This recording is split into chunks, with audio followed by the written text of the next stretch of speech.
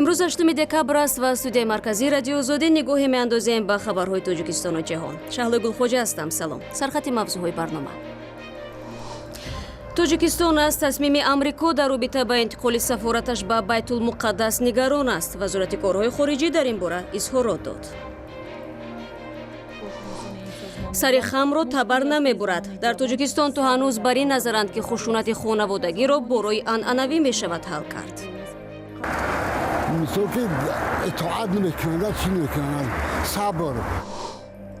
و سال نو می آید. به فرق از سالهای پیش بازار تاجران ارچه‌های سنی سال نوی و تحفه‌های عیدانه در دوشنبه گرم شده است. این سالا باشد ارچه می‌خریم همین سال نو نظر به سالهای پیشتر خشوع جشن می‌گیریم. хайрулло мирсаидов журналист ва раҳбари тими ҳозирҷавобони тоҷикистон ба ҳабси пешакӣ гирифта шуд. дар ин бора имрӯз 8 декабр додгоҳе дар вилояти Соғд ҳукм содир кард. мирсаидов дар нақси 4 моддаи кодекси ҷиноии тоҷикистон исрофкорӣ, барангехтани кинаву адовати миллӣ ва сохтакорӣ муттаҳам шудааст. ин моддаҳо аз 12 то 17 соли зиндонро пешбинӣ мекунанд. мирсаидови 39 сола дар гузашта ба ҳайси хабарнигори оҷонсии Азия плюс ва мавҷи Олмон кор кардааст.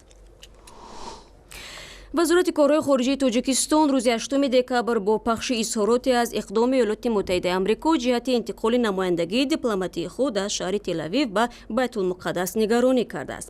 дар изҳорот гуфта мешавад ки ин ташаббус ба талошҳои чандин солаи кишварҳо барои эҷоди сулҳ байни Фаластину Исроил латмаи ҷиддӣ ворид мекунад. дар идома вазорати умури хориҷии тоҷикистон умедворӣ кардааст ки ҳамаи ҷонибҳои манфиатдор аз амалҳое ки хилоф бо истиқрори сулҳу суботи минтақа аст худдорӣ мекунанд. нигаронии вазорати корҳои хориҷии тоҷикистон дар ҳоле аст ки дирӯз дар пайи пойтахти Исроил эътироф шудани Байтулмуқаддас аз ҷониби президенти Амрико дар Исроил бетартибӣ рух дод. рӯзи ҷумъа дар худи Байтулмуқаддас эътирозҳо зиёд набуд ва исроилиҳо шумори муайянеро ба намози ҷумъа дар масҷиди Ал-Ақсо роҳ доданд. вазири умури хориҷии тоҷикистон дар ҳузури мақомоти баландпояи даҳо кишвар баъзе аз ниҳодҳои созмони амният ва ҳамкории Аврупоро танқид кард ки ба аъзои ҳизби мамнӯи наҳзати исломӣ ва гурӯҳи 24 минбар медиҳанд. Сироҷдин Аслов дар ин бора рӯзи 7 декабр дар нишасти вазирони умури хориҷии кишварҳои узви созмон суҳбат кард. ба бовари мо ин тамоюли тавҳиномез нисбат ба нигарониҳои кишварҳои узв ба эътимоди байни ҳамдигарӣ зарба мезанад, ихтилофоти назарро амиқтар мебарад ва ҳамкориву муколама дар созмони амният ва ҳамкории Аврупоро аз зер хароб мекунад. ҳукумати тоҷикистон имсол дар ҷаласаи арзёбии вазъи ҳуқуқи инсон дар созмони амният ва ҳамкории Аврупо ширкат накард. намояндагони тоҷикистон соли 2016 низ баъди роҳ ёфтани аъзои ҳизби мамнӯи наҳзати исломӣ дар нишасти ҳуқуқи инсон дар Варшава намоишкорона ин нишастро тарк намуда буданд. рӯ меорем ба мавзӯъҳои дигар. дирӯз Шавкат Мирзиёев, раиси ҷумҳурии Ӯзбекистон, дар нахустин солгарди раҳбарияш 2700 зиндониро афв кард ва баъзе нашрияҳои дохилӣ онро бузургтарин афв дар таърихи кишвар ном бурданд. ҳамин тавр 7 декабр сафири Ӯзбекистон дар душанбе бахшида ба 25-солагии конститутсияи кишвар нишасти хабарӣ доир намуд. дар он Шоҳқосим Шоҳисломов фаъолияти яксолаи Шавкат Мирзиёевро натиҷагирӣ кард ва аз дурнамои рушди ин кишвар сухан гуфт. албатта дар ин байн аз муносиботи тоҷикистону ӯзбекистони зиёд шуд. тафсилоти нишаст ки наздики 2 соат идома кард дар гузориши навбатӣ. бахши аслии суханронии сафири Ӯзбекистон ба соҳаи саноати ин кишвар бахшида шуд. рушди ин соҳа яке аз бахшҳои муҳими стратегияи Ӯзбекистон барои солҳои 2017-2025 унвон мешавад ки аз ҷониби Шавкат Мирзиёев, раиси ҷумҳурии Ӯзбекистон тасдиқ шудааст. ба гуфтаи Шоҳқосим Шоҳисломов, феълан Ӯзбекистон аз ҳисоби маҳсулоти дохилӣ худкифо аст ва акнун талош мекунад ки ба бозори ҷаҳонӣ роҳ ёбад. барои расидан ба ин ҳадаф бахши саноат ба ислоҳот ниёз дорад ва бо ин мақсад Ӯзбекистон беш аз $70 миллиард сармоя ҷалб кардааст. танҳо дар натиҷаи сафарҳо ба Чину, Русия ва Кореяи ҷанубӣ ба Ӯзбекистон наздики $50 миллиард ҷалб шуд. барои бунёди корхонаҳои муосир дар кишвар равобити мустақим барқарор шуд. ин корхонаҳо маҳсулоти содиршавандаеро истеҳсол хоҳанд кард ки сифати баланд доранд ва рақобатпазиранд.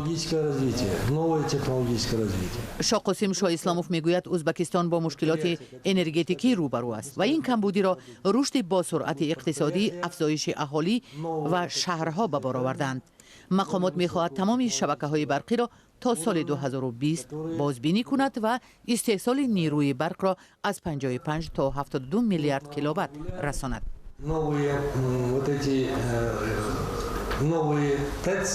شبکه‌های برقی نو و یا بازسازی شده اشیای خام را تا 40% کمتر صرف کرده از 25 تا 40% بیشتر نیروی برق را استحصال خواهند کرد.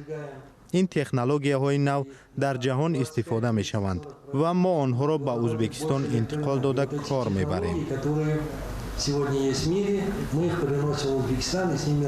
سفیر میگوید در روابط ازبکستان و تاجیکستان هیچ گونه مشکلات سیاسی وجود نداشت. جانب‌ها تنها در تقسیم مرز، استفاده ذخیره‌های آبی و رشد انرژتیکی اختلاف نظر و دیدگاه‌های مختلف داشتند. منظور سفیر بنیاد نیروگاه برق آبی راغون است که حکومت ازبکستان از بلندی سربند آن اظهار ناراضگی می‌کرد. соҷидаи мирзо гузориш медод. зимнан 7 соли пеш ӯзбекистон шабакаи умумии барқи осиёи марказиро қатъ намуда аз тоҷикистон харидани барқро иҷозат надод. ислом каримов низ борҳо таъкид карда буд ки ба бунёди нирӯгоҳи барқи обии роғун мувофиқат намекунад. вале шавкат мирзиёев бо чанд иқдоми худ барои барқарор кардани низоми муштараки барқрасонӣ майл нишон дод. таъсиси шабакаи умумӣ барои тоҷикистон имкон медиҳад ки дар тобистон ба кишварҳои ҳамсоя барқ фурӯшад ва дар зимистон баръакс аз онҳо барқ бигирад. барномаро идома медиҳем. дар тоҷикистон як пажӯҳиши созмони ҷамъиятӣ муайян кардааст ки сеяки ҳодисаҳои хонавайронкунии арӯсон маҳз бо сабаби фишорҳои хушунатбори аъзои оилаи шавҳар сурат мегирад. аксари заноне ки баъди ҷанҷол бо наздикони шавҳар ба хонаи падар баргаштанд мегӯянд арӯси хонадон дар чашми онҳо як хизматгор аст. дар ҳоле ки созмонҳои ҷамъиятӣ ва байналмилалӣ талош доранд чунин бархурдро дар нисбати занон тағйир бидиҳанд, қишри бузургсол ҳамоно ба сабру таҳаммул даъват мекунад. баъди ҳамун ҷанги ҷидолошон очаш наомад, дадам намонд. дилшода нимсоли охир бо 2 кӯдак аз шавҳараш ҷудо зиндагӣ мекунад.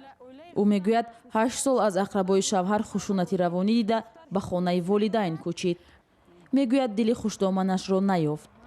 ҳар рӯз ҳамин ҷанг ҷанҷол аз рӯи фарзанд камакак мисол касал мешуд, хай фарзанд аз кӯдаки майда аст касал мешуд, сур мекарданд, рав хони очад, набиё шин ҳамуҷада мо ҳамин шӯя ҳамин бачамо ҳам ту бабахшидем рав мегуфтанд. ҳамин ду гап як гапашон ҳамин буд ки рав. шавҳарам медонист ҳамашро ман ба вай мегуфтам, медонид шавҳарам он қадар қатима муноқиша намекард, мегуфт ки хай сабр кун, тоқат кун, чикор кунам як фарзандам, чикор кунам як фарзандам. бар пояи як пажӯҳиши созмони International Alert 36% келинҳо аз сӯи ақрабои шавҳар хушунат мебинанд. донистем ки вазъият он қадар гӯем ки яъни ҳама медонанд дар тоҷикистон пӯшида нест ки масъалаи зуруварӣ нисбати занон ё масъалаи хушунати хонаводагӣ яке аз масъалаҳои гӯем ки асосие ки ба баробарии гӯем ки гендерӣ дар тоҷикистон гӯем ки садиро мешавад. баъзе намудҳо ҳақорат ё ки ягон гапи қабеҳ задан ё ягон мисол бо қаҳру ғазаб мисол дод задан ин ҳам зуруварӣ аст. мардум ина то ҳол дарк намекунад ки ин ҳам зуруварӣ аст. коршиносони ин созмон мегӯянд мушкили аслии занони ҷавон сабр дар баробари зӯроварӣ аст. бархе аз онҳо низ хушунатро чун як фарҳанги ҷоиз қабул кардаанд.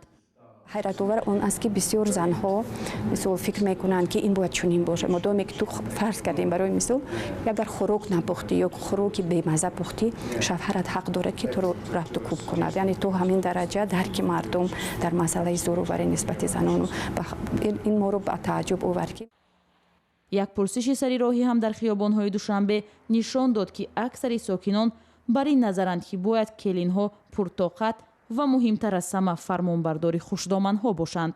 бояд ки келиноям сабр кунанд, ҳаёт ба даромаданми сабр кунанд, қаноат кунанд. ин зиндагӣ ба даромаданми ҳама ба як хел бояд шӯбаям хуштоман баям як хел муомила кунанд. ҳамин хуштоманам бекораба гап намезанад. то монам келин шуда омадагем тоқат кардан дар кораи ҳама пастӣ баландӣ ва я ҳозир ёшои хай ҷавон агар тоқат кунанд бурд мекунанд дар зиндагӣ. духтарои ҳастам мисол ки ҳамво мисол ки اطاعت نمیکنند چی میکنند صبر. ҳоло созмонҳои давлатӣ пеши худ мақсад гузоштаанд вазъи занонеро ки бар маҳрумию маҷрӯҳии худ созиш кардаанд тағйир диҳанд, дар баробари суннату тасаввурҳои мавҷуд ӯро тавонманд созанд. هر باری که می رفتیم می فهمیدیم که مو مقصد اون نیست که ما مثلا کوشش کنیم که زنها از مردها بالاتر شوند یا که مقام زنها در عائله بالاتر شود که و یا گویم که خوجین خانه شوند. مو مقصدمون از اون عبارت است که کوشش کنیم که به شما کمک رسانیم که در عائله مناسبتاتون خوب باشد. равоншиносон ҳам мегӯянд дар бархи ҳолатҳо беҳтар аст ки занҳо таҳаммул накунанд ва агар илоҷи дигар набуд ҷудо шуда аз пайи зиндагии худ шаванд. дилшода бошад умед дорад аз шавҳараш ҷудо намешавад ва дар зиндагиаш баъд аз ғуруб рӯзҳои офтобӣ дар пешанд. гузориши сарвинози рӯҳулло буд. ҷоиз ба таъкид аст ки солҳои ахир хушунати хонагӣ як омили аслии худкушиҳои ҷавонзанҳо дар Тоҷикистон аст. шумораи онҳое ки бо ин сабаб қасд ба ҷони худ кардаанд ба 10 нафар мерасад. ва то фарорасии соли нави милодӣ 3 ҳафтаи дигар боқӣ мондааст, аммо дар душанбе омодагӣ ба ин ҷашн аз ҳоло ҷараён дорад. ҳарчанд солҳои ахир баъзе аз мардуми мазҳабӣ таҷлили ин идро ғайри исломӣ номида ба он мухолифат мекарданд, аммо он ҷойгоҳашро аз даст надод. ҳамкорони мо мушоҳида карданд ки мардум дар бозору дуконҳо саргарми харидории тӯҳфаҳои идона ва арчаҳои соли навианд. гузориши бароди суфиро тамошо мекунем. ҳанӯз як моҳ қабл аз фарорасии соли нави милодӣ тоҷирон дар дукону мағозаҳои душанбе арчаҳои сунъии мунаққаш ва дигар василаҳои ороишӣ ин ҷашнро ба фурӯш бароварданд. имсол таваҷҷӯҳи мардум бисёртар зиёдтар шудагӣ мо ҳамавақт аз ваи 5-ум 10-ум сар мекардем савдоем, лекин ин моҳ ин сол аз ҳамин 1 декабр сар кардем, барои ин ки талабот бисёртар шудагӣ. тақрибан таи 10 солаи ахир таҷлил аз соли нави милодӣ дар Тоҷикистон зери таъсири ақоиди зидди он шукӯҳу шаҳомати худро аз даст дода буд ки ба даромади тоҷирон бетаъсир намонд. харидорон низ пинҳон намедоранд ки солҳои гузашта ба хотири он ки тасаввури мардум дар мавриди соли нави милодӣ тағйир хӯрда буд, дар чанд соли ахир аз таҷлили он худдорӣ мекарданд. ما هر سال هرچند نمیخردیم سال نو جشن نمیگرفتیم. خیلی این سالا باشد هرچند میخریم همین سال نو نظر به سالهای پیشتر خشو جشن میگیریم. برخی از کارشناسان ترویج افکار ملی را در تاجیکستان باعث تنگ شدن جایگاه جشن‌های میدونند که به قول ایشان تحمیلی بودند. و طور مثال از سال نو نام میبرند و میگویند جشن ملی نوروز را به جای آن تجلیل کنیم و بس. در میان جامعه تاجیک هنوز هم این بحث ادامه دارد. در مورد حضور ما در دکان‌های فروش جهاز آرایشات سالی نوی تعداد شهروندان خارجی از جمله از کشور مسلمانی افغانستان آرایشات ارچه‌ای سالی نوی می‌خریدند. چون میلادی نداریم در افغانستان. بله خب کشور اسلامی است. با تجلیل نمی‌کنیم. در تاجیکستان می‌کنیم. حواسش داریم تجلیل. و از این آرایشات هم خریداری میکنیم. با فرق از شهر دوشنبه در مناطق کشور تجلیل از سال نوی میلادی هنوز هم کم رنگتر می شود. در خانه این 3 سال می شود که جشن نمیگیریم. وقتی اول اویله خودم وقت اویله پدر و مادرم با فرزندان همه کسایی جشن میبریم. روز پسر من 31 دکبر وزیر سالی نو نو گفته و زادروز جشن میگیریم. زادروز گفتم وزیر برادرم میگن که برنامه سالی نو یگان چیز گفته تشکیل نکنم. تحلیلگران میگویند که در کمرنگ شدن شکوه تجلیل از سال نو میلادی در تاجیکستان در سالهای گذشته عقیده‌های مذهبی نقشی کلیدی داشتند. ما مولود پیغمبر اسلام جشن نمیکنیم، این مولود پیغمبر مسیحی را جشن میکنیم، اما خیلی عقیده ها زیادن در این باره. کارشناسان میگویند مبارزه حکومت ضد افراطی شوی جامعه تا اندازه نتیجه داد. حالا افرادی که بخواهند موقع خود را درباره دین و مذهب بیان کنند اول میاندیشند که این نظر با آنها مشکل ایجاد نکند. سال نو میلادی در تاجیکستان از زمان اتحاد شوروی تجلیل می شود و در دوام 70 سال این جشن با عنوان رمزی تحویل سال از روی فرهنگ بین المللی در کنج و کنار تاجیکستان گسترده تجلیل می شد. ин чанд матолиби муҳиме буд ки то ин лаҳза дар ихтиёр доштем. хабару гузоришҳои бештарро шумо метавонед дар сомонаи мо озодӣ.орг, саҳифаи виҷаи мо дар шабакаҳои иҷтимоӣ назири фейсбук, твиттер, одноклассник, инстаграм ва озоди видео ютуб тамошо кунед, зеро ин наворҳо низ қобили дарёфт ҳастанд. ташаккур ки моро ҳамроҳӣ мекунед. истироҳати хуб ва худо нигаҳдори ҳар яки шумо бошад.